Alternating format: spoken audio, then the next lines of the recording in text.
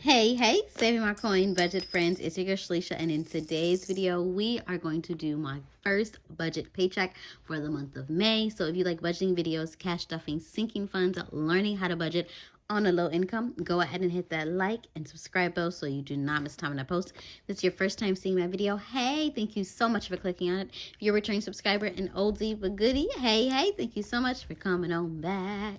All right, so we're gonna get right on into it. We are in the Saving My Coin Budgets Planner. If you would like to check it out, the link is down below. It is everything that you need. It's a one-stop shop for budgeting. It has all of your instructions in the front on how to get started, as well as allow for you to set some achievable goals. There's savings challenges that are in the back. So it is a one-stop shop. It's everything you need for learning how to budget in a planner form, so putting pen to paper. There are some other options that are available. There's printable version that'll be emailed to you, as well as digital if you are the girly that, or the fellas too, that like to budget on tablets or iPads. There's different options for you. But the most important thing is that you start, whether you're starting with a budget planner, you're starting with pen and paper, you're starting with something that you get offline, wherever you are starting, the most important thing is that you start. So for this first paycheck, it is going to be May 10th that I am receiving it. In my step one, if you saw my last video, we are taking the budget step by step on how to have a successful budgeting month. So my last video was step one, and that was creating your monthly planner plan. So that's going over your income, your bills, what are fixed expenses, variable expenses, savings goals. And if you're like, sis, I think that's where I need to start, go ahead and check out the video. It is going to be linked down below, as well as up in the clouds. So that's the last one. So this is step two, where we are creating our monthly budget plan for this first paycheck. So we are doing the monthly budget by paycheck method. So I received my first paycheck on the 10th. If you remember, we did go ahead and color coordinate the paycheck, so everything that we need to pay is coming out of one paycheck. There are a couple different versions of ways that you can budget, but I find this one being the easiest since I am low income. So all the bills that we are going to list out for this paycheck are going to be in this tealish color. So we have my payday, we have ties, we have Target credit card, we have Walmart, we have ComEd, we have Capital One first credit card, Capital One second credit card. And then I'm going to move you guys. I'm going to move this candle up so you guys can see. Homegirl just got out of church, so I'm still wearing my church dress. On the 19th, we have State Farm. And then on the 20th, we have my phone bill. And the 21st is when I receive my YouTube paycheck, so I am going to tithe that. We are going to do a budget for that, but that is, my phone bill is the last bill that I have until the 24th when I receive my next paycheck. So we're just going to go ahead and lay out everything for this paycheck from the 10th through the 24th, and we'll see what we're working with.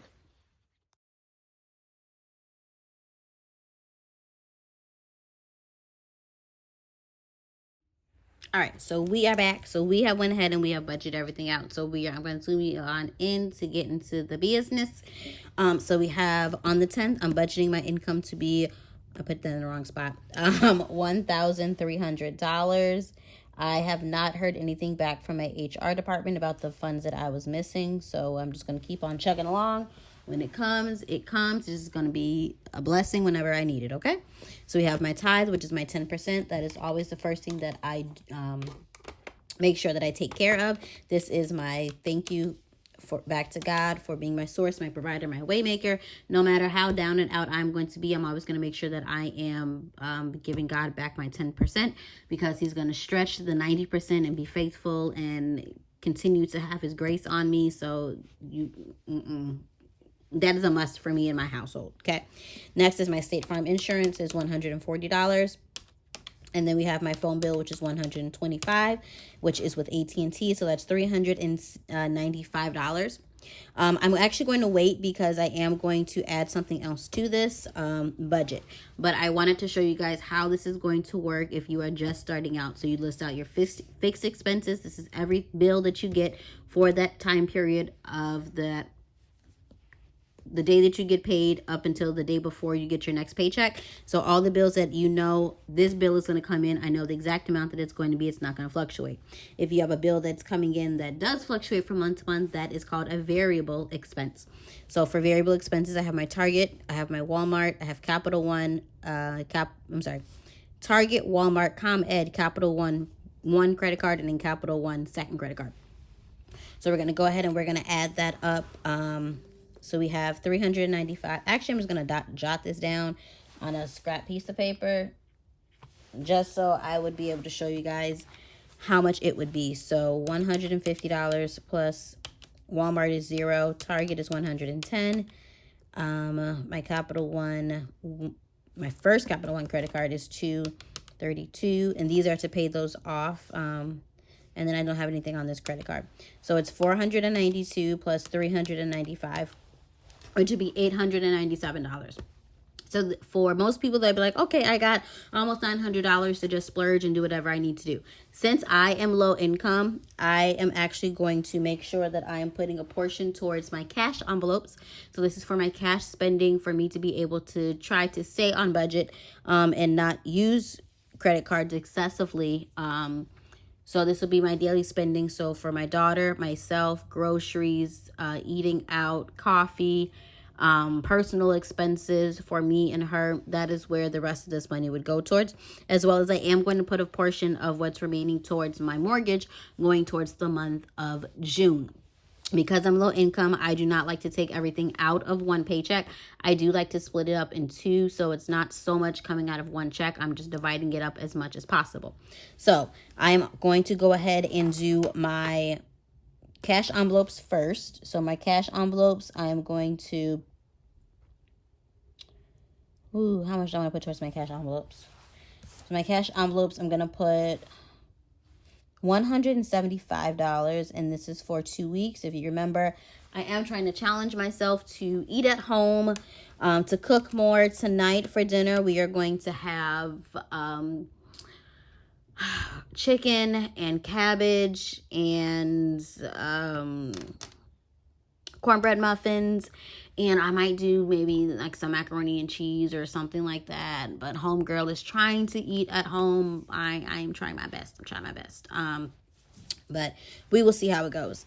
And then I'm also going to put a portion, like I said, towards my mortgage, going towards June. So my last May paycheck that I did roll over to take care of my May mortgage, I am going to do the same thing. So I'm going to be putting whatever is remaining here from the $1,300.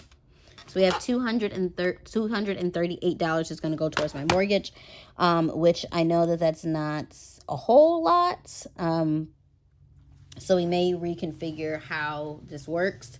But I'm just going to go ahead, recalculate, make sure that I did not miss anything, to see if there's anything that we have to go towards our sinking funds or our savings challenges. Sinking funds are categories that you are saving for over time. So you're throwing a little bit of money towards it. So like this $20, I could throw towards back to school.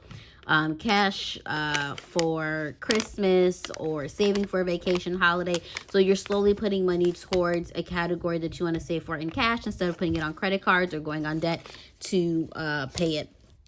So we're going to go ahead and calculate to see if we have anything left that we could put towards our future goals.